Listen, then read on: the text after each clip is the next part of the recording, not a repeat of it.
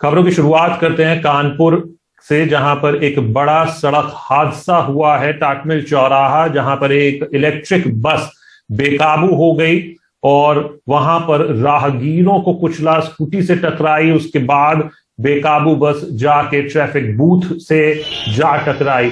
तेज रफ्तार इस electric bus ने करीब 6 लोगों को रौंद दिया है, जिनकी मौत की पुष्टि हो गई है। साथ ही हादसे में 12 से ज्यादा लोग फिलहाल घायल बताए जा रहे हैं, सभी अस्पताल में हैं। क्या कहना है कानपुर पुलिस के डीसीपी प्रमोद कुमार, कानपुर ईस्ट से डीसीपी हैं, सुनिए। एक दुखद घटना हुई है। ये घंटाघर से टाटमिल के बीच में एक बस के द्वारा, इसमें तत्काल जब मौके पे जब पुलिस को जब सूचना मिली तो आसपास के थाना क्षेत्रों को भी तत्काल रवाना किया गया, एम्बुलेंस को भी रवाना किया गया। जो भी लोग यहाँ पे घायल थे, हताहत थे, उनको तत्काल हम लोगों ने हॉस्पिटल भिजवाया है। जो अभी तक का आंकड़ा है, जो अभी कंफर्म हो पाया, लगभग 5 के आसपास है, 5 से 6 हो सकता है। और जितने भी घायल है सबको हॉस्पिटलाइज करा दिया गया है। बाकी और जो रेस्क्यू का काम है, जो ट्रैफिक जाम हुआ है, वो कराया जा रहा है। और जो बस ड्राइवर है उसकी भी हम लोग खोज कर रहे हैं, और जो भी इसमें विधिक कार्रवाई होगी वो लगभग सारी की सारी की जाएगी। सौरभ शुक्ला हमारे साथ जुड़ चुके हैं ज्यादा जानकारी के साथ। सौरभ, हमारी बातचीत हो रही थी, 2 अहम बिंदु हैं अब इसमें। एक तो तेज रफ्तार जरूर थी इलेक्ट्रिक बस, लेकिन क्या वजह थी कि इस तरीके से बेकाबू हो गई कि राहगीरों को कुचला, स्कूटी से टकराई, ट्रैफिक बूथ से जाकर टकरा गई। ड्राइवर फिलहाल फरार है, उसका कुछ पता लग सका है? और जो अस्पताल में भर्ती लोग हैं, क्या वो आउट ऑफ डेंजर हैं या स्थिति गंभीर बनी हुई है? देखिए, जैसा कि जो पता चल पा रहा है, जो शुरुआती जांच में, कि जो ड्राइवर है उसने शराब पी रखी थी। कल देर रात 11 बजे की ये घटना है। और जो टाटमिल चौराहा है जहां पर ये घटना हुई है, वहां पर काफी चहल पहल रहती है, काफी लोग रहते हैं, क्योंकि टाटमिल चौराहे से ही मात्र 100 मीटर की दूरी पर अंतर्राज्यीय बस अड्डा भी है, जहां पर लोग बस लेने के लिए भी आते हैं और आसपास जाने के लिए जाते हैं। और ये एक पुल है, वहां से बस उतर रही थी और कहा जा रहा है ड्राइवर ने शराब पी रखी थी, तो बस वो अनियंत्रित हो गई, ये ई बस। उसके बाद इसने एक ई रिक्शा को टक्कर मारा, फिर स्कूटी में टक्कर मारा, और जो लोग चल रहे थे उनको टक्कर मारते कुचलते ये जा करके बस जो पुलिस बूथ है उस पर टकरा गई। तो करीबन 5 लोगों की मौके पर ही मौत हो गई, और बाकी एक शख्स ने अस्पताल में दम तोड़ा। लगभग 10 से 12 लोग अस्पताल में भर्ती बताए जा रहे हैं। कृष्णा हॉस्पिटल है जो नजदीकी निजी अस्पताल है, वहां पर घायलों को एडमिट कराया गया था। जो ये वाहन चालक है, बस चालक है, ये मौके से ही फरार हो गया था, तो इसका अभी तक पुलिस पता नहीं से लगा पाई है। और देर रात पूरा ट्रैफिक हो गया, ट्रैफिक क्लियर कराया गया है। और जो तस्वीरें हैं, वाकई में बहुत हृदय विदारक तस्वीरें हैं। बहुत ये घटना बुरी हुई है, और जो लोग भर्ती भी हैं उनमें से कुछ की हालत बेहद गंभीर बताई जा रही है। शशांक, शुक्रिया सौरभ इस जानकारी के लिए।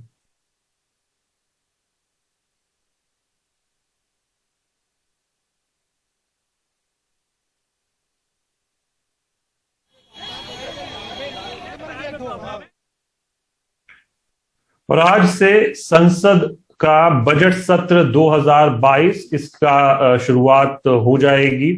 परंपरा के अनुसार राष्ट्रपति के अभिभाषण के साथ इसकी शुरुआत होती है, और कल वित्त मंत्री निर्मला सीतारमण आम बजट पेश करेंगी। सदन में ही आर्थिक सर्वे भी राष्ट्रपति के अभिभाषण के बाद पेश किया जाता है। 7 फरवरी को पीएम मोदी बजट पर चर्चा का जवाब देंगे। पिछले सत्र की तरह संसद के इस सत्र के भी हंगामेदार होने के आसार हैं। जासूसी सॉफ्टवेयर पेगासस की खरीद पर न्यूयॉर्क टाइम्स की ताजा रिपोर्ट ने सियासी पारे को गरमा दिया। इसके अलावा भी बहुत से मुद्दे हैं, किसान का मुद्दा, महंगाई, एयर इंडिया सहित सरकारी उपक्रमों की बिक्री, कथित चीनी घुसपैठ का मुद्दा भी। विपक्ष इसको लेकर हमलावर रहेगा।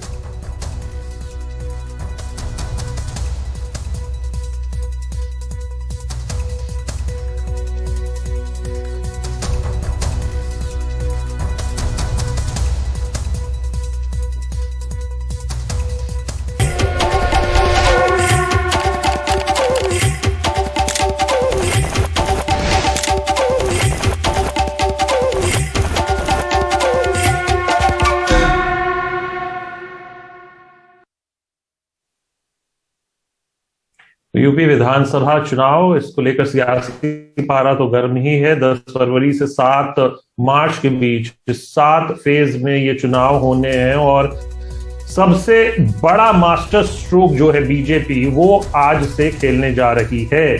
उनके सबसे बड़े स्टार प्रचारक प्रधानमंत्री नरेंद्र मोदी की वो आज मैदान में उतर रहे हैं। हालांकि ये प्रचार अभियान अभी वर्चुअल प्लेटफॉर्म के जरिए होगा।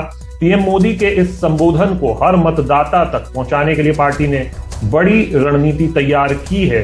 पूरे अभियान की अगुवाई खुद गृह मंत्री अमित शाह कर रहे हैं। पार्टी के सभी छोटे बड़े नेता, कार्यकर्ता, समर्थकों से पीएम मोदी के संबोधन से जुड़ने, उन्हें सुनने की अपील की जा रही है। अपनी रैली में विपक्ष पर हमले के साथ पीएम किसानों के हित में लिए अभियान गिनाएंगे। अपनी वर्चुअल रैली की शुरुआत करते हुए प्रधानमंत्री 5 जिले के लोगों को आज संबोधित करेंगे, जिसमें गौतम बुद्ध नगर, मुजफ्फरनगर, शामली, बागपत और सहारनपुर के 2 दर्जन से अधिक विधानसभा के मतदाताओं को शामिल किया गया है।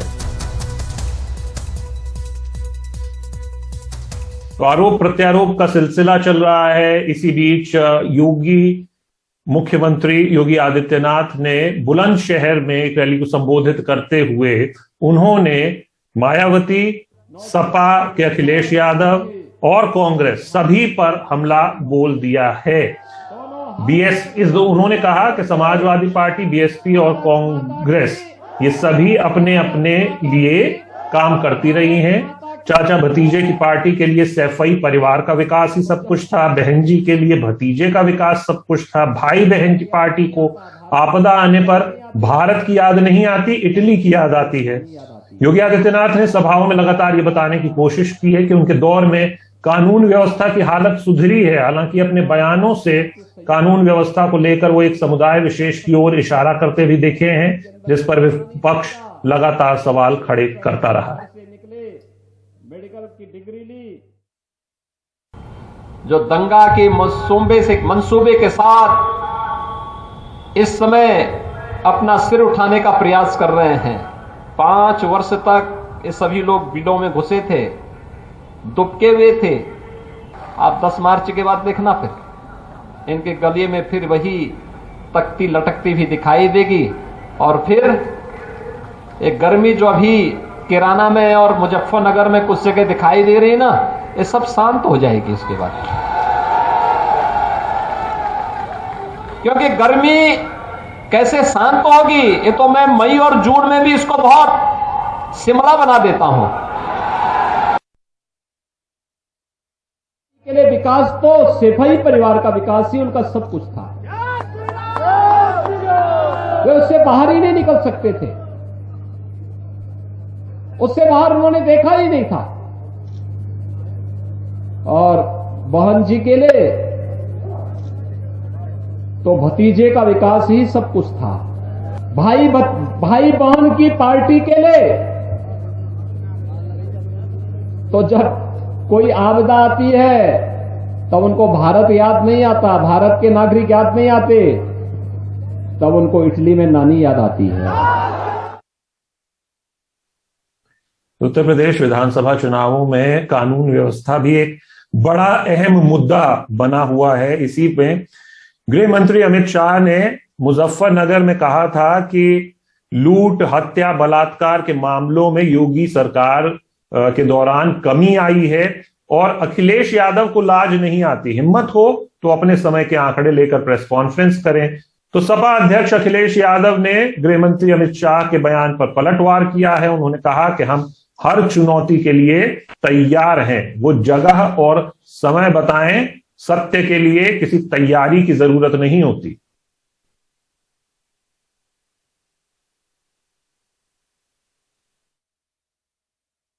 और अखिलेश बाबू को मैं सुनता था, कल भी कहकर गए यहां, उनको लाज भी नहीं आती, झूठ भी इतने जोर से बोलते हैं कि कोई सच मान जाता है। उन्होंने कहा कानून और व्यवस्था की परिस्थिति ठीक नहीं। अखिलेश बाबू, आज सार्वजनिक कार्यक्रम में मैं आंकड़े लेने आया हूं। हिम्मत हो तो आपके समय के आंकड़े लेकर कल प्रेस वार्ता करिए। आपके शासन की अपेक्षा में भारतीय जनता पार्टी की सरकार के 5 साल में डकैती के अंदर 70% की कमी हुई है। तो उसका और ये रिकॉर्ड है।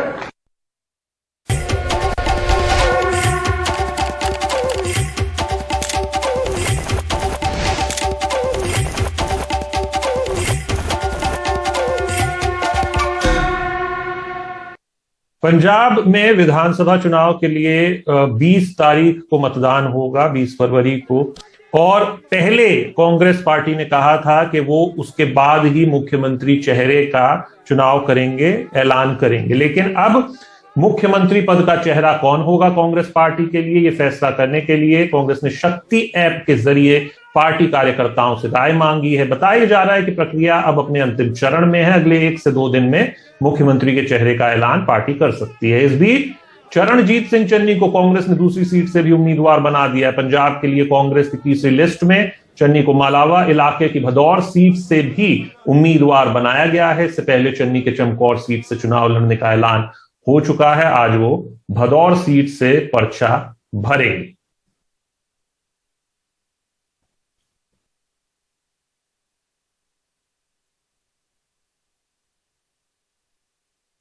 तो चरणजीत सिंह चन्नी के 2 सीटों पर चुनाव लड़ने को लेकर अकाली नेता सुखबीर सिंह बादल का क्या कहना है, वो सुनिए। चन्नी अपने चमकौर साहब तो डर गया सी उत्थे, क्योंकि रेते ਦਾ बहुत ਵੱਡਾ ਸਕੈਂਡਲ ਹੋ ਗਿਆ ਸੀ। ਲੋਕੀ ਇਹਨੂੰ ਨਫ਼ਰਤ ਕਰਦੇ ਸੀ। ਉਹਨੇ ਰੇਤੇ ਦੇ ਟਰੱਕਾਂ ਨੂੰ ਇੰਨਾ ਪ੍ਰਮੋਟ ਕੀਤਾ ਕਿ ਉੱਤੇ ਸੜਕਾਂ ਟੁੱਟ ਗਈਆਂ ਸੀ, ਲੋਕਾਂ ਨੂੰ ਲੁੱਟਦਾ ਸੀ। ਹੁਣ ਉਹ ਡਰ ਗਿਆ ਕਿ ਮੈਂ ਇੱਥੋਂ ਸ਼ਾਇਦ ਹਾਰ ਜਾਊਂਗਾ, ਤੇ ਇਸ ਕਰਕੇ ਡਰ ਕੇ ਅੱਜ ਭਦੌੜ ਆਇਆ। ਪਰ ਐ ਨਹੀਂ ਪਤਾ ਭਦੌੜ ਸਾਡਾ ਸ਼ੇਰ ਤਿਆਰ ਹੈ। तो अकाली दल को भी मौका मिल गया, आम आदमी पार्टी को भी मौका मिल गया है जैसे ही ये सूचना हुई कि चरणजीत सिंह चन्नी मुख्यमंत्री पंजाब वो दूसरी सीट से भी चुनाव लड़ेंगे। आम आदमी पार्टी संयोजक अरविंद केजरीवाल ने भी उन पर निशाना साधते हुए एक ट्वीट लिखा है। उन्होंने कहा कि मैंने कहा था कि हमारे सर्वे के मुताबिक चन्नी जी चमकौर साहिब से हार रहे हैं। आज कांग्रेस ने ऐलान किया कि वो 2 सीट से चुनाव लड़ेंगे। इसका मतलब सर्वे सच है।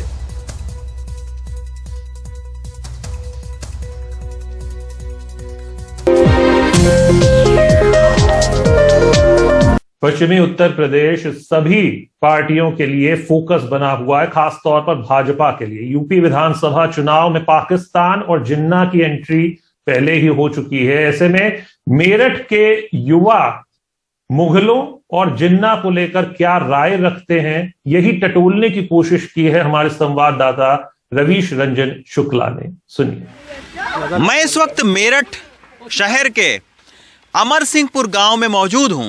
आज इस गांव के हम नौजवानों से बात करेंगे कि उनके क्या क्या मुद्दे हैं। इस गांव के तमाम सारे जो नौजवान हैं, आप देख सकते हैं अलग अलग जगहों पर पढ़ाई किए हैं, डिग्री लिया हुआ है इन लोगों ने। और आज इनसे हम बात करेंगे कि इस चुनाव में क्या रोजगार, बेरोजगारी, शिक्षा, स्वास्थ्य भी कोई मुद्दा है, या सिर्फ हिंदुत्व, महात्मा गांधी जी, गोडसे, जिन्ना, यही सारे मुद्दे हैं। तो आज युवाओं से बात करेंगे। सबसे पहले युवाओं को पढ़ाने वाले मास्टर साहब से बात करेंगे। मास्टर साहब, क्या नाम है आपका? राजेंद्र कुमार जी। राजेंद्र कुमार जी, कहाँ पर आप पढ़ाते हैं, अभी क्या हालत है? देखो, सबसे पहले तो मैं आपके चैनल को धन्यवाद देता हूँ कि आप हमारे गांव में आए और इन युवाओं की बातों को आप देश तक पहुँचाएंगे सभी के लिए। और हमारा सबसे मेन मुद्दा यह है कि हमारे देश के अंदर जो बेरोजगारी फैली हुई है, ये सबसे मेन मुद्दा है। चाहे वो किसी भी जाति धर्म का हो, सभी को रोजगार मिलना चाहिए। अगर रोजगार हमारे पास होगा तो हमारे देश के बच्चों का जो भविष्य है वो उज्जवल होगा। तो रोजगार तो मिल रहा है, रेलवे में मिल रहा है, स्कूल में भर्ती हो रही है। मैं एक शिक्षक हूँ, मदरसा बोर्ड का शिक्षक हूँ, मानदेय पे लगा हुआ हूँ। कम से कम 5 वर्ष हो चुके। आज तक हमें जो है केंद्र सरकार से जो मानदेय मिलता था वो 12,000 मिलता था। आज तक 1 रुपया नहीं मिला। क्यों? केंद्र की सरकार ने, पता नहीं क्यों, जबकि 40% इस मदरसा बोर्ड के अंदर हिंदू लोग नौकरी कर रहे हैं। ऐसी बात नहीं है। इस तरह की हम मानसिकता कोई भी अगर रखता है तो गलत है। भाई, शिक्षक का पद सबसे बड़ा होता है और शिक्षक को जब पढ़ाएगा उसे उसके बदले में कुछ वेतन नहीं मिलेगा तो कब तक फ्री पढ़ाएगा। लेकिन मैं आज तक भी 5 साल से फ्री पढ़ा रहा हूँ। चलिए, बहुत बहुत उम्मीद के ऊपर और ये चाहता हूँ कि सरकार न जाने दे ही देगी थोड़ा बहुत पैसा, लेकिन आज तक भी केंद्र सरकार ने कोई पैसा हमें नहीं दिया। और मैं चाहता हूँ कि देश की सरकार अगर आगे को भी आना है तो हमारे भी सुने। शिक्षा, हम इस भविष्य का निर्माण करते हैं, बिल्कुल, इसलिए सरकार को चाहिए कि देखिए शिक्षक की ये बात है, इनको जरूर सुनना चाहिए। कुछ और नौजवानों से अब बात करेंगे। आपका क्या नाम है? मनोज कुमार। मनोज जी, ये बताइए कितना पढ़े हैं, क्या कर रहे हैं? सर मैंने डबल MA कर रखा है, Hindi plus political plus LLB plus B.Ed।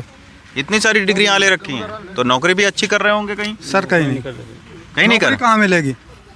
TET का पेपर देने जाते हैं, पहले उससे पहले लीक हो जाते हैं। नौकरी कहाँ करेंगे बताओ? आप लगवाओगे?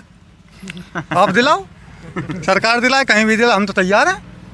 तो आपने डबल MA किया है, काफी अपना वक्त और पैसा खर्चा किया है। अभी 28 नवंबर को पेपर हुआ था, 1 घंटा पेपर चलने के बाद गेट बंद करके कह दिया मतलब ये बुकलेट हमें दे दो। क्यों? पेपर पोस्टपोन्ड हो गया, लीक हो गया।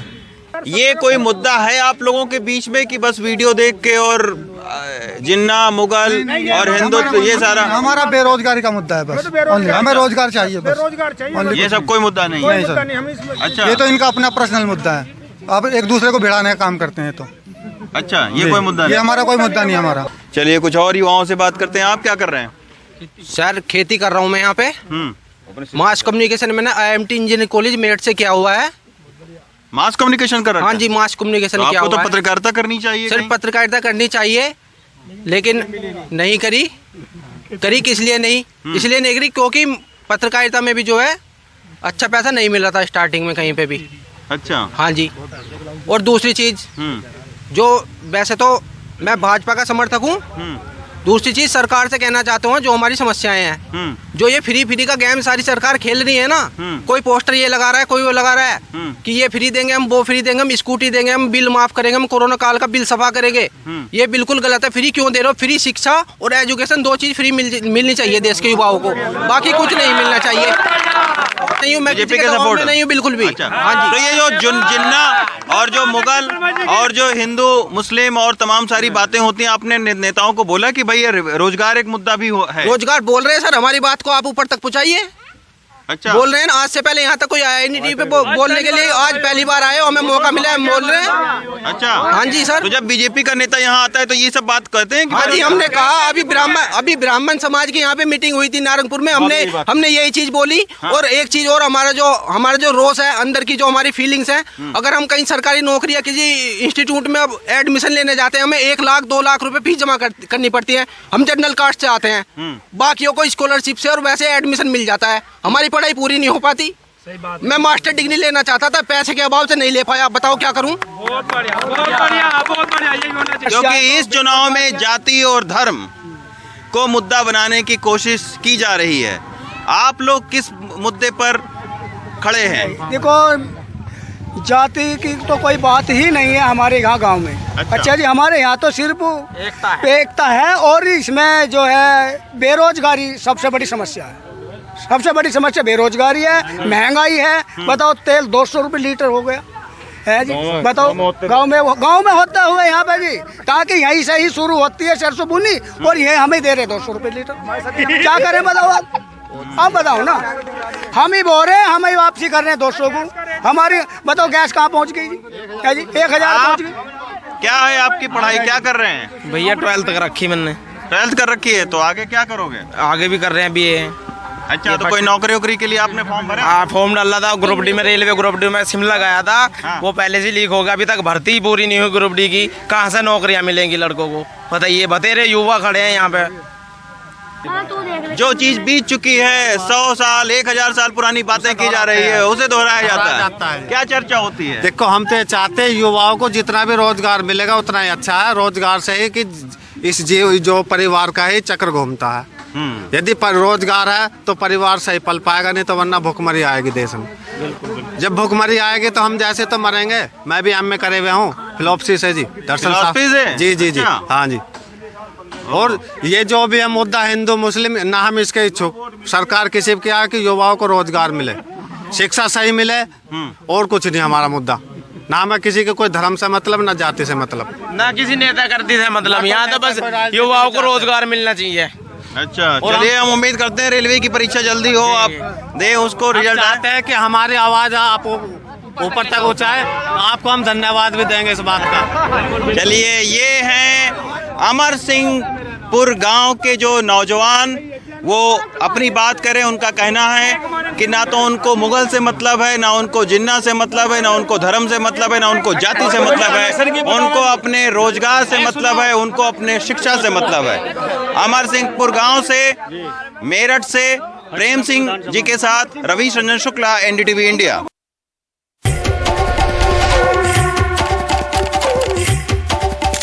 मेरठ की सबसे हॉट चुनावी सीट सरधना में जबरदस्त टक्कर होने की उम्मीद है। बीजेपी के फायर ब्रांड नेता संगीत सोम और सपा आरएलडी के उम्मीदवार अतुल प्रधान के बीच यहां पर मुकाबला होना है। रवीश रंजन शुक्ला की ये रिपोर्ट देखिए।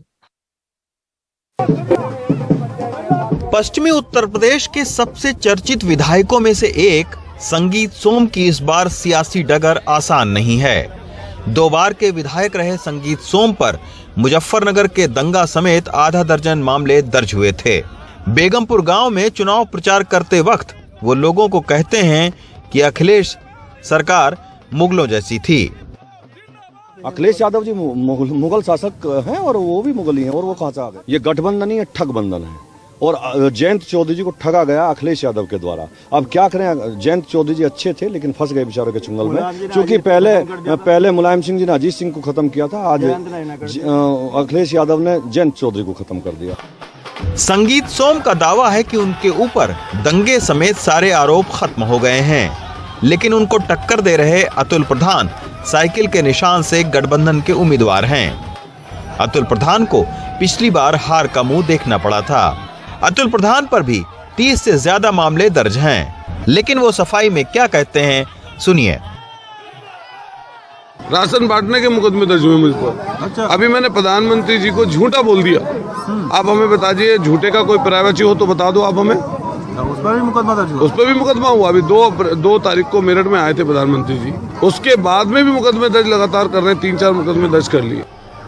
सरधना के अगर जातीय आंकड़ों को देखें तो मुस्लिम यहां निर्णायक मतदाता है।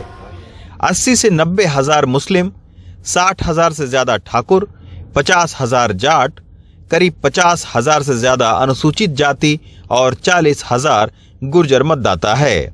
मेरठ में बीजेपी की कोशिश है कि जिन्ना मुगल का नाम लेकर और कानून व्यवस्था के बेहतरी पर हिंदू वोटों को अपने पक्ष में किया जाए।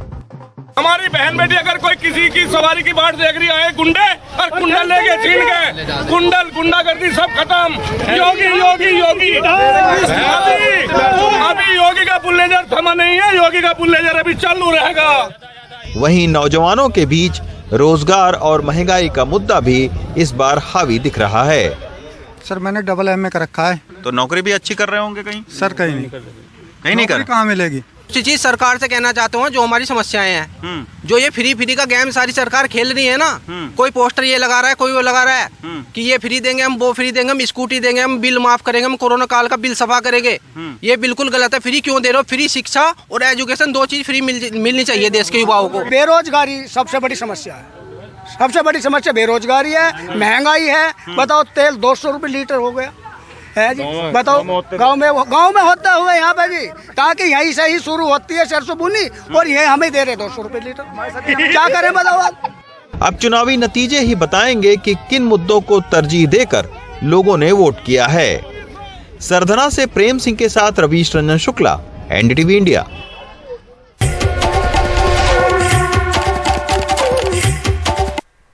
नमस्कार, गुड मॉर्निंग इंडिया में आपका स्वागत है। मैं हूं अदिति राजपूत। पंजाब में कांग्रेस का मुख्यमंत्री पद का चेहरा कौन होगा, इसका फैसला करने के लिए कांग्रेस ने शक्ति ऐप लॉन्च किया और उसके जरिए पूछी जा रही है, लोगों से राय मांगी जा रही है, पार्टी कार्यकर्ताओं से पूछा जा रहा है।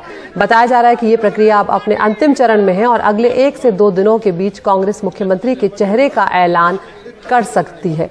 और इस बीच बड़ी खबर ये आई कि चरणजीत सिंह चन्नी को कांग्रेस ने दूसरी सीट से भी उम्मीदवार बना दिया है। पंजाब के लिए कांग्रेस की तीसरी लिस्ट में चरणजीत सिंह चन्नी को मालवा इलाके की भदौड़ सीट से भी उम्मीदवार बनाया गया है।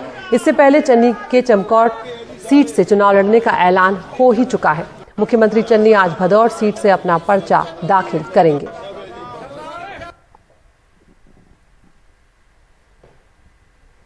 और चरणजीत सिंह चन्नी के 2 सीटों पर लड़ने के मुद्दे पर अब अकाली दल नेता सुखबीर बादल ने कहा है कि चमकौर साहिब में हार के डर से चन्नी भदौड़ सीट से भी चुनाव लड़ रहे हैं। ਆਪਣੇ ਚਮਕੌਰ ਸਾਹਿਬ ਤੋਂ ਡਰ ਗਿਆ ਸੀ ਉੱਥੇ, ਕਿਉਂਕਿ ਰੇਤੇ ਦਾ ਬਹੁਤ ਵੱਡਾ ਸਕੈਂਡਲ ਹੋ ਗਿਆ ਸੀ। ਲੋਕੀ ਇਹਨੂੰ ਨਫ਼ਰਤ ਕਰਦੇ ਸੀ। ਉਹਨੇ ਰੇਤੇ ਦੇ ਟਰੱਕਾਂ ਨੂੰ ਇੰਨਾ ਪ੍ਰਮੋਟ ਕੀਤਾ, ਉੱਤੇ ਸੜਕਾਂ ਟੁੱਟ ਗਈਆਂ ਸੀ, ਲੋਕਾਂ ਨੂੰ ਲੁੱਟਦਾ ਸੀ। ਹੁਣ ਉਹ ਡਰ ਗਿਆ ਕਿ ਮੈਂ ਇੱਥੋਂ ਸ਼ਾਇਦ ਹਾਰ ਜੂੰਗਾ, ਤੇ ਇਸ ਕਰਕੇ ਡਰ ਕੇ ਅੱਜ ਭਦੌੜ ਆਇਆ। ਪਰ ਐ ਨਹੀਂ ਪਤਾ ਭਦੌੜ ਸਾਡਾ ਸ਼ੇਰ ਤਿਆਰ ਹੈ। तो विपक्षी पार्टियां आक्रामक है। चन्नी के दूसरी सीट से लड़ने के बाद आम आदमी पार्टी ने भी हमला किया है। उन पर आपके संयोजक अरविंद केजरीवाल ने ट्वीट किया है। उन्होंने लिखा है कि मैंने कहा था कि हमारे सर्वे के मुताबिक चन्नी जी चमकौर साहिब से हार रहे हैं। कांग्रेस ने ऐलान किया है कि वो 2 सीट से चुनाव लड़ेंगे और इसका मतलब सर्वे सच है।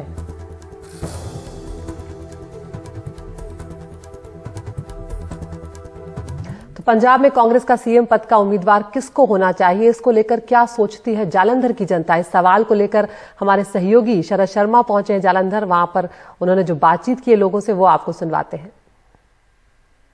सत श्री अकाल, नमस्कार। आज मैं जालंधर के मशहूर रैनक बाजार में हूं।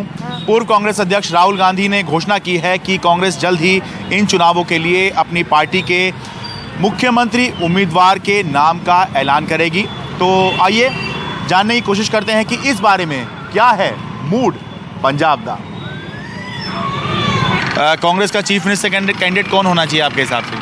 कांग्रेस को तो मैं करूंगा ही नहीं सपोर्ट, मतलब सॉरी टू से, लेकिन मेरी तरफ से तो अगर मौका मिलना चाहिए तो फिर आम आदमी पार्टी को मिलना चाहिए, क्योंकि हाँ मतलब बाकी मौका तो मिल ही गया है ना, कितने सालों तक कांग्रेस को और कुछ सालों से बीजेपी को, तो एक मौका तो उनको भी मिलना चाहिए। हालांकि उन लोगों का देखा है ना हमने एक्शन प्लान दिल्ली के अंदर, उन लोगों ने कुछ एग्जीक्यूट किया है, कुछ लोगों को प्रैक्टिकल करके दिखाया है। सो दैट्स व्हाई मतलब मुझे लगता है कि आम आदमी पार्टी को ज़्यादा सपोर्ट करना चाहिए। ऐसे जालंधर में रहते हो आप? हाँ नहीं, मैं फगवाड़ा सिटी से हूँ। फगवाड़ा से आए हो, घूमने आए हो, शॉपिंग करने आया हूँ। ठीक है। कांग्रेस का चीफ मिनिस्टर कैंडिडेट कौन होना चाहिए आपके हिसाब से पंजाब के लिए? है तो कोई भी नहीं चाहता, है तो कोई भी नहीं चाहता। जेडे आंदे लुटते पहला ने काम कोई करता कोई नहीं। ओहो। राहुल गांधी जी कह रहे हैं कांग्रेस के सीएम कैंडिडेट का वो जल्दी ही ऐलान करेंगे, तो कुछ सोचा आपने इस बारे में? कौन होना चाहिए या नहीं होना चाहिए कांग्रेस का सीएम कैंडिडेट? चन्नी ही करेंगे वो। कांग्रेस का सीएम कैंडिडेट कौन होना चाहिए, कुछ सोचा आपने इस बारे में? चन्नी जी। और सिद्धू जी नहीं? उन्होंने जो भी उनको टाइम मिला उसमें उन्होंने बढ़िया काम किया है। अच्छा। और सबसे बड़ा जो काम किया उन्होंने, जो मीडियम तक के लिए बिजली का बिल माफ़ किए, वो सारे लागू भी हुए। अच्छा। ये नहीं कि सबके, मेरे कई जानने वाले हैं उनके सबके, किसी के 15,000 किसी के 10,000, तो काफ़ी करोड़ों रुपए उन्होंने लोगों के बकाया जो बिजली के बिल थे माफ़ किए हैं। और भी कई पॉलिसी आई उनकी। कोई भी नहीं होना चाहिए। सही बात है। बीजेपी होनी चाहिए। बीजेपी होनी चाहिए। अच्छा, मैं वोट तो नहीं पूछ रहा हूँ, सीएम कैंडिडेट आपके हिसाब से कौन होना? मैंने कहा इनको होना नहीं चाहिए। सीधी बात है। अगर चन्नी आज बैटर है, चन्नी आज बैटर है, सिद्धू मार खाएगा। अच्छा। हारेगा। अच्छा, चन्नी ठीक रहेंगे? अगर चन्नी ना आए तो शिविर का वोट सारी कट जाएगी। अच्छा। ये मेन पॉइंट है उसका। वो पिछले दिनों काम भी किया है। 14 तारीख का इलेक्शन 20 किया है, उनकी वजह से किया ना। उनका तो बेगमपुर एक मेला था गुरुओं का, उनके कहने पे चेंज किया ना। तो कुछ सोचा आपने कौन होना चाहिए कांग्रेस का सीएम कैंडिडेट? भाई सानू तो चन्नी चंगा लगा। क्यों? ਉਹਦੀ ਕੋਈ ਕਿਸਾਨਾਂ ਦੇ ਨਾਲ ਜਾ ਕੇ ਬਹਿਣਾ ਉੱਠਣਾ। ਅੱਛਾ। ਚਲੋ ਕੀਤਾ ਤਾਂ ਭਾਵੇਂ ਕੁਝ ਵੀ ਨਹੀਂ। ਅੱਛਾ। ਪਰ ਫਿਰ ਵੀ ਕਿਸਾਨਾਂ ਦੇ ਕੋਲ ਜਾ ਕੇ ਉਹਨਾਂ ਦੀ ਗੱਲਬਾਤ ਸੁਣਨੀ। कैप्टन साहब हेलीकॉप्टर के ऊपर लंघ जाते, ये थले जाते हैं। अच्छा। इतना कांग्रेस पार्टी में से आप बोल रहे हो सीएम का चेहरा हो तो कौन सा हो? ठीक है ना, हो तो अपना सिद्धू साहब हो। सिद्धू साहब क्यों? ठीक है, सिद्धू साहब सुलझे हुए बंदे हैं। अच्छा। ठीक है, मतलब उनका काम और वो आपको काम करना ठीक है, सुलझे हुए बंदे हैं। अच्छी वो बातचीत अच्छी कर लेते हैं हर किसी से। पॉलिटिशियन भी अच्छे हैं। ठीक है, पुराना तजुर्बा है उनको। अच्छा। कांग्रेस का सीएम कैंडिडेट वैसे चरणजीत सिंह ने ਜਿਹੜੇ 111 ਦਿਨ ਲਾਏ ਆ, ਬੜੇ ਵਧੀਆ ਕੰਮ ਕੀਤੇ ਆ। ਅੱਛਾ। ਲੋਕਾਂ ਦਾ ਇਹਦੇ ਵੱਲ ਬਹੁਤ ਰੁਝਾਨ ਹੈਗਾ ਆ। ਅੱਗੋਂ ਵੀ ਨੇ ਕਿਹਾ ਮੈਂ ਬਹੁਤ ਵਧੀਆ ਕੰਮ ਕਰੂੰਗਾ। ਸਾਡੇ ਮੇਰੇ ਖਿਆਲ ਨਾਲ ਚੰਨੀ ਜੀ बहुत ਵਧੀਆ उम्मीदवार है अपने मुल्क में। अच्छा। कांग्रेस का मुख्यमंत्री उम्मीदवार? मुख्यमंत्री अपना चन्नी होना चाहिए। कांग्रेस का सीएम कैंडिडेट कौन होना चाहिए? चन्नी। चन्नी ठीक है। और नाले रौनक मेला लाई रखदा। हाँ। बढ़िया हो। कांग्रेस का सीएम कैंडिडेट कौन होना चाहिए? देखो जी, मेरे हिसाब से जो चन्नी अच्छे काम कर रहा है, इस हिसाब से चन्नी चाहिए पंजाब में। अच्छा, कांग्रेस कांग्रेस का सीएम कैंडिडेट कौन होना चाहिए? राहुल गांधी जी कह रहे हैं जल्दी घोषणा करेंगे वो सीएम कैंडिडेट। सबसे बेस्ट चन्नी। अच्छा, चन्नी जी हैं, क्यों? देखो, जब से आए हैं बहुत अच्छे काम किए उसने। कौन सा काम है जो गरीबों के लिए छोड़ा है? हाँ। सभी किए हैं। अगर आगे भी उसको मौका मिलता है तो तब भी करेंगे। हाँ। कांग्रेस की तरफ से सीएम कैंडिडेट कोई कौन होना चाहिए आपके हिसाब से? मेरे हिसाब से मतलब चन्नी और उसमें से। हाँ, मतलब चन्नी और सिद्धू साहब तो हैं, तो और इसके अलावा और कोई आपके मन में हो तो वो भी आप बता ही सकती है। नहीं, मेरे हिसाब से तो चन्नी ठीक है। चन्नी ठीक है, ठीक चल रहा है। अच्छा, उनका काम ठीक लग रहा है। कांग्रेस का सीएम कैंडिडेट कौन होना चाहिए जी? चन्नी होना चाहिए। चन्नी जी, बाकी और कोई जहन में नहीं आ रहा है? नहीं। कांग्रेस का सीएम कैंडिडेट आपके हिसाब से? Channi all the best. Congress का सीएम कैंडिडेट कौन होना चाहिए आपके हिसाब से? राहुल गांधी जी कह रहे हैं जल्दी अनाउंस करने वाले हैं हम लोग। कांग्रेस का तो चन्नी होना चाहिए। अरे कांग्रेस का है तो चन्नी साहब ही ठीक है। कांग्रेस की तरफ से सीएम कैंडिडेट चन्नी साहब ही होने चाहिए। हाँ जी, ठीक है, वो आपको ठीक लग रहे हैं? ठीक है सर, इतना बढ़िया काम किया नहीं उन्होंने, पर अब कोई और है नहीं तो फिर उन्हीं को करना पड़ेगा। कांग्रेस का सीएम कैंडिडेट कौन होना चाहिए? कांग्रेस का सीएम कैंडिडेट सिद्धू जी। हाँ जी, सिद्धू ही होना चाहिए जी, ठोको ताली। सिद्धू क्यों होना चाहिए? सिद्धू देखो जी, पहले से बीजेपी में, ठीक है ना, उसका कोई पता नहीं चलता। अच्छा, कब बदल जाए। अच्छा, कोई पता नहीं है उसका कब बदल जाए। अच्छा, ऐसे ठोकता ताली उधर हो जाता पार्टी में, ऐसे ठोकता ताली उधर हो जाता पार्टी में। ठीक है ये तो लेकिन सीएम कैंडिडेट क्यों होने चाहिए वो मैं ये पूछ रहा हूँ। देखो जी, मगर लगा हुआ है सिद्धू, लगा हुआ है सिद्धू ही होना चाहिए। अच्छा, तो ये थी एक छोटी सी कोशिश जानने और बताने की मूड पंजाब दा। जालंधर से अपने सहयोगी कैमरा पर्सन अश्विनी मेहरा के साथ मैं शरद शर्मा, एनडीटीवी इंडिया। पंजाब के बाद अब आगे बढ़ते हैं। रायबरेली सदर सीट से विधायक अदिति सिंह के कांग्रेस छोड़ने का खामियाजा लगता है उनके पति अंगद सिंह को पंजाब में भुगतना पड़ रहा है। कांग्रेस ने पंजाब के नवा शहर से विधायक अंगद सिंह का टिकट काट दिया है। अंगद सिंह की जगह कांग्रेस ने सतबीर सिंह सैनी को उम्मीदवार बनाया है। अदिति सिंह हाल ही में कांग्रेस छोड़कर बीजेपी में शामिल हो गई थी और जिसके बाद से ही लगातार ये अटकलें चल रही थी कि कांग्रेस अंगद सिंह को टिकट हो सकता है कि ना दे, और वैसा ही हुआ है और अब अंगद सिंह निर्दलीय चुनाव लड़ने का फैसला ले चुके हैं।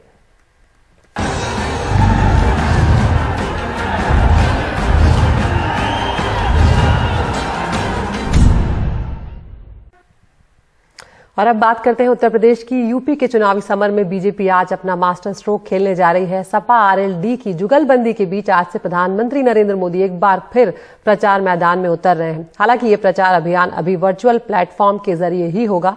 प्रधानमंत्री के इस संबोधन को हर मतदाता तक पहुंचाने के लिए पार्टी ने बड़ी रणनीति तैयार की है। पूरे अभियान की अगुवाई खुद गृह मंत्री अमित शाह कर रहे हैं। पार्टी के सभी छोटे बड़े नेता, कार्यकर्ता व समर्थकों से प्रधानमंत्री के संबोधन से जुड़ने और उन्हें सुनने की अपील भी की जा रही है। अपनी रैली में विपक्ष पर हमले के साथ साथ प्रधानमंत्री किसानों के हित में लिए गए फैसलों के साथ योगी सरकार की उपलब्धियां भी लगातार गिनवा रहे हैं। अपने वर्चुअल रैली की शुरुआत करते हुए प्रधानमंत्री आज 5 जिलों के लोगों को संबोधित करेंगे, जिसमें गौतम बुद्ध नगर, मुजफ्फरनगर, शामली, बागपत और सहारनपुर के 2 दर्जन से ज्यादा विधानसभा के मतदाताओं को शामिल किया जाएगा।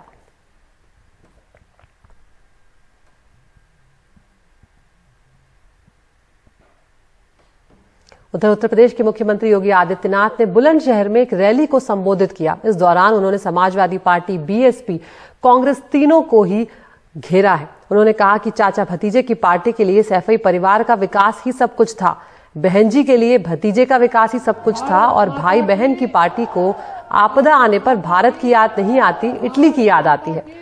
योगी ने अपनी सभाओं में लगातार ये बताने की कोशिश कर रहे हैं कि उनके दौर में कानून व्यवस्था की हालत सुधरी है।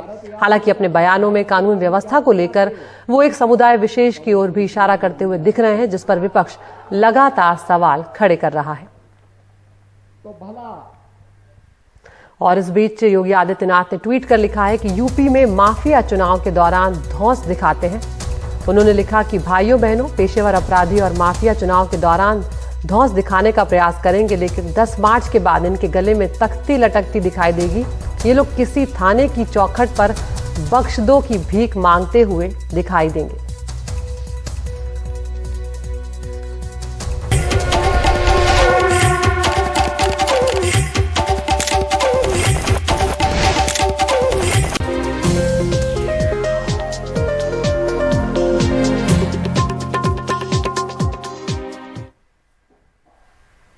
और अब बात एनडीटीवी बीप की, जिसमें हम आपको दिखाते हैं वो वीडियो जिन्होंने सोशल मीडिया पर धूम मचाई। शादियों का सीजन चल रहा है और अपनी शादी को यादगार बनाने के लिए आजकल दूल्हा और दुल्हन कुछ अलग ही करते हुए नजर आते हैं और ऐसी ही एक शादी में वरमाला के दौरान दिखे दुल्हन के खास अंदाज।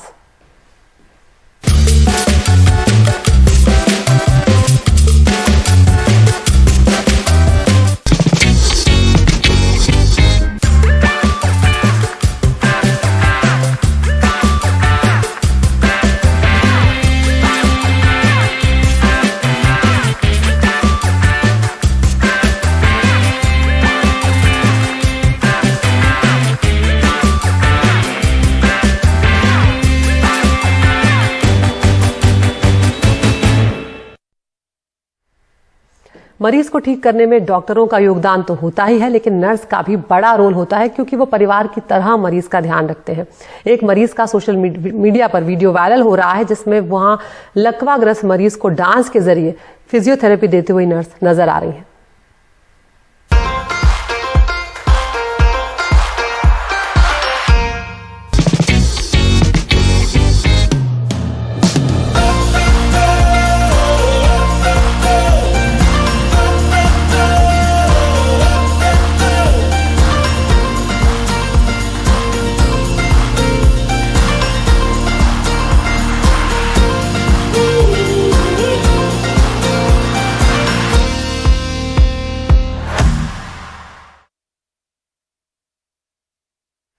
कर्नाटक के एक किसान का बदला इन दिनों काफी सुर्खियां बटोर रहा है। दरअसल एसयूवी शोरूम में गाड़ी लेने पहुंचे किसान का सेल्समैन ने अपमान कर दिया और उसके बाद किसान ने लिया अनोखा बदला।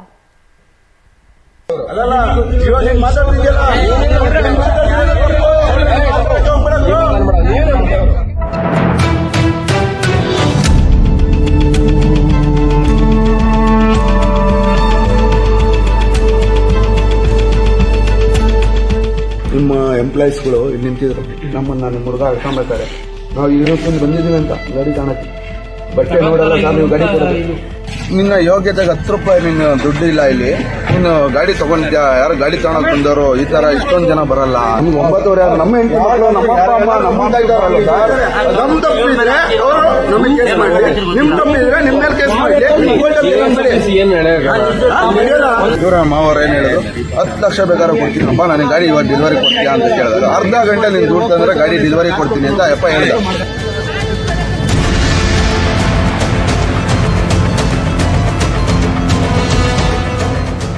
ಅದಲ್ಲ ಇವಾಗ ಮಾತಾಡ್ತಿದ್ಯಲ್ಲ,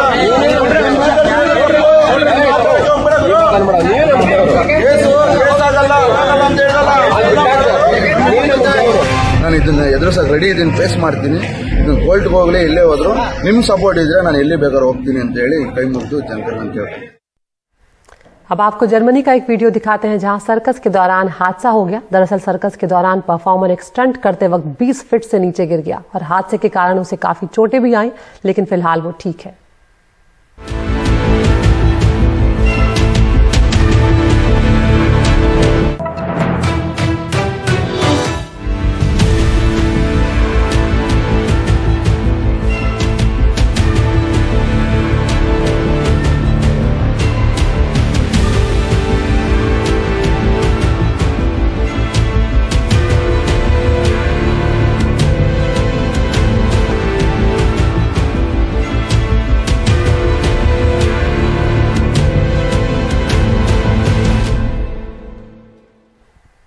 पाकिस्तान के पत्रकार चांद नवाब को तो सब जानते ही हैं। चांद नवाब का एक नया वीडियो इन दिनों सोशल मीडिया पर छाया हुआ है। वीडियो में चांद नवाब कराची में तूफान की रिपोर्टिंग कर रहे हैं।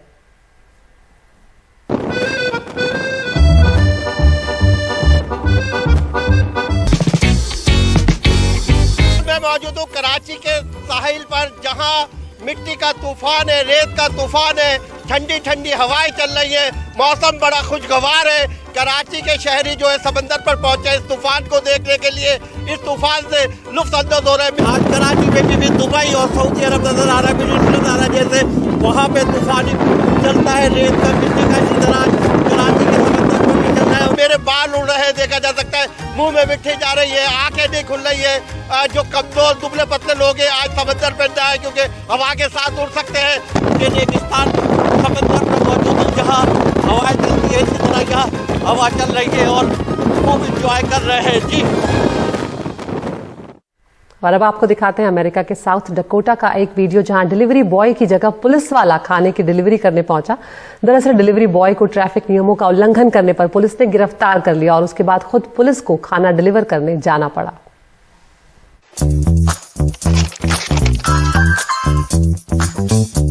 No, I'm not who you're expecting.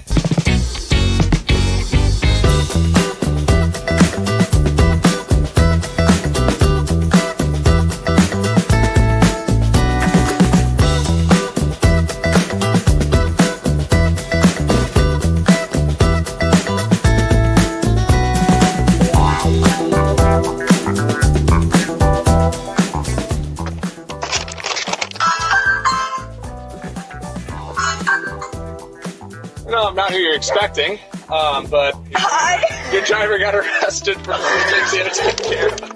So I figured I'd complete the DoorDash for you. Thank you. Take care. Thanks.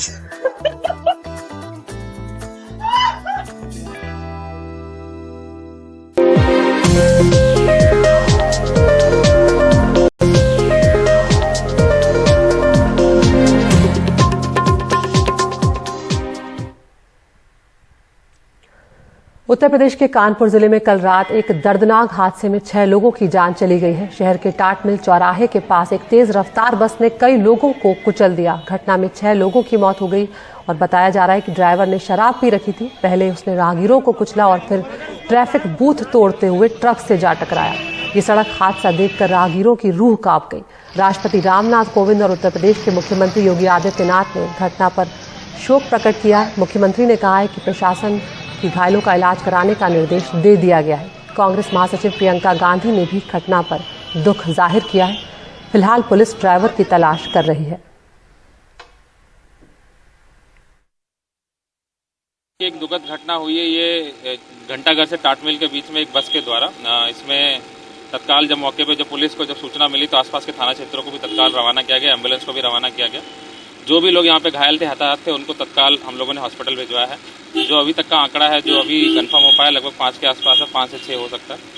और जितने भी घायल है सबको हॉस्पिटलाइज करा दिया गया है। बाकी और जो रेस्क्यू का काम है, जो ट्रैफिक जाम हुआ है वो कराया जा रहा है और जो बस ड्राइवर है उसकी भी हम लोग खोज कर रहे हैं और जो भी इसमें विधिक कार्रवाई होगी वो लगभग सारी की सारी की जाएगी।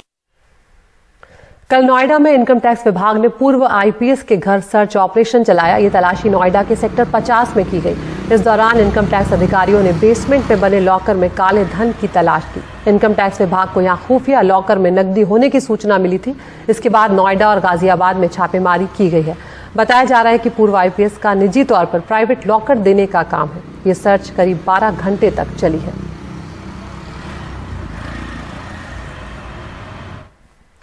और अब वक्त हो गया है टॉप 5 का। रोज हम आपको 5 खबरें दिखाते हैं और आप चुन सकते हैं अपनी पसंद की खबर। तो आज पहली खबर, आज तक चुनाव आयोग ने छूट दी थी रैली पर, प्रचार पर, लेकिन क्या अब चुनाव प्रचार में छूट मिलेगी या पाबंदी बढ़ेगी, इसका इंतजार रहेगा। चुनाव आयोग क्या फैसला लेता है। दूसरी खबर, पंजाब से कांग्रेस अब जल्द ही मुख्यमंत्री के चेहरे का ऐलान कर सकती है। कौन होगा, क्या चरणजीत सिंह चन्नी होंगे मुख्यमंत्री का चेहरा या फिर नवजोत सिंह सिद्धू, ये एक बड़ा सवाल है।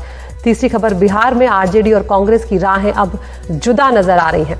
चौथी खबर, सरकार के खिलाफ किसान आज विश्वासघात दिवस मना रहे हैं और पूरी कोशिश है कि सरकार को एमएसपी के मुद्दे पर, महंगाई के मुद्दे पर घेरा जाए। और पांचवी खबर, एनटीपीसी की रेलवे को चिट्ठी है जिसमें यह कहा गया है कि परीक्षा का नाम बदलें क्योंकि उससे एनटीपीसी की बदनामी हो रही है। आप हमारे यूट्यूब चैनल पर जाएं, इन 5 खबरों में से अपनी पसंद की खबर चुनें, उस खबर को हम आपको विस्तार से दिखाएंगे।